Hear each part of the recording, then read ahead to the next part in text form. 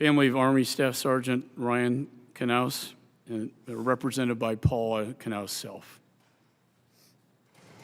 Good morning,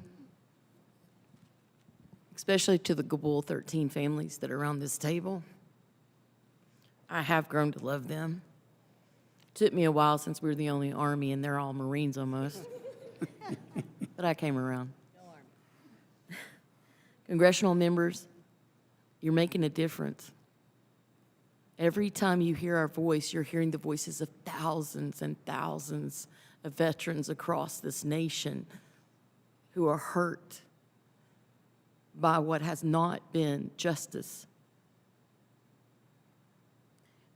And I tell the world out there watching, and the nation, our nation, the United States of America, we will not rest until we see justice. You have our word. My name is Paula Knauss Selph. I am the mother of two grown boys. One, my oldest, Tyler Christian Knauss, and my youngest, who chose to be Army Staff Sgt. Ryan Christian Knauss. And I'm very proud of those boys. In particular for Ryan, he was quite funny, a real comedian, honestly. He had a smile on his face all the time. He could light up a room, as his men and women would tell you in the forces. Ryan was also quite smart. Takes a smart man to be wanting to be in the military, because you have to be not just boots on the ground, but you have to use your head to stay quick and sharp. And he was a great influencer. You know, he always wanted to be cool growing up.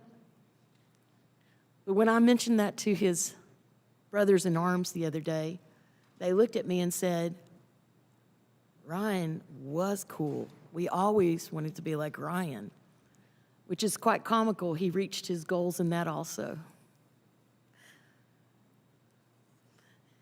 He studied many great men and women over the years of his studies. And what he was trying to do was try to be the best leader he could be in whatever he was going to do in life. So I really believe Ryan found the answer for that in serving with the United States Armed Forces, in particular with the Army 82nd Airborne and with the Army Special Operations PSYOPs unit that he finished his service with. After serving his first tour in Afghanistan for 9 months as a new recruit for the 82nd, Ryan came back a little different. Not only had he been gone for 9 months as a new recruit, but he had seen things that he might not talk about for years to come, and he didn't talk about them initially. Then he became assigned to Special Operations 9th Battalion, and Ryan said he was in his element then because he was using his brawn with his brain. We were so proud of him. He volunteered for that second tour to go back to Afghanistan. Did you know that? He didn't have to go. I begged him not to go as his mama. I said, Ryan, stay. I'm getting ready to get married, and I want you to be there. He said, Mama, I've trained so hard. I'm ready to deploy at any time. And I said, son, be careful and come back home. So off he went, volunteering for the second deployment to Afghanistan for the non-combative evacuation operations in Kabul, Afghanistan in the month of August of 2021. They only sent 12 of those special operations men and women. I guess they needed to help all those Marines. But unfortunately, We lost our handsome 23-year-old son, along with the many 20-year-olds that sit at this table, Taylor being the eldest at 31.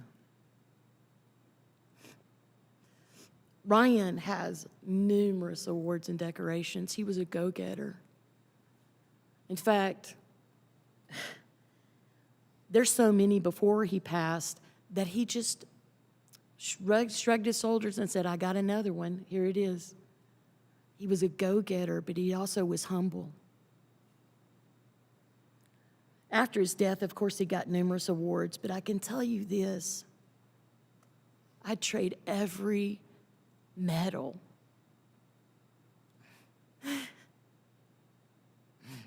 every award to have my son back. But he would go again if he knew, even now, the danger, because that's what a good soldier does. They face death, and they're willing to do that for our country. But it wasn't necessary to have lost him. We shouldn't have lost Ryan or any of these kids. And we call them kids. You know why? We just let them go. We just got them out of high school. They were becoming young men and women, and we watched them grow like that. But we shouldn't have lost any of them. We shouldn't have lost or had to go back for any United States citizens either. We shouldn't have had so many Afghan refugees clambering onto our planes by the wheel or any other way, or throwing their babies across a fence. That's not the way the military strategies are. There had to be something that was causing the chaos. Our men and women on the ground have order. Ryan trained and was ready. But what he wasn't ready for was the politics that came with it. There's 3 things that I would like to say today that I would like to see changed. Number 1, President Biden and his executive cabinet must accept responsibility publicly for the chaotic withdrawal at the end of the 20-year war. Several presidents preceded Mr. Biden in this 20-year war, but none of them are to be held accountable for the withdrawal. That is he and he alone. That is that burden. The second thing that we request is the question now bears on the executive and congressional branches how policies will be changed. No mother or father needs to sit at this table again with you and tell you that you failed in some way. Somebody did. Now let's find out who those people are and let them be held publicly accountable. And the third thing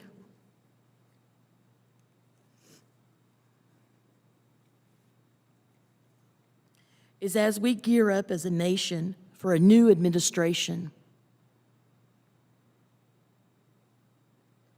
my question to the GOP candidates will come as the following. How do you plan to protect America's borders and their interests, domestically and abroad? Do you plan to control the borders again, not allowing just anyone to pass through them?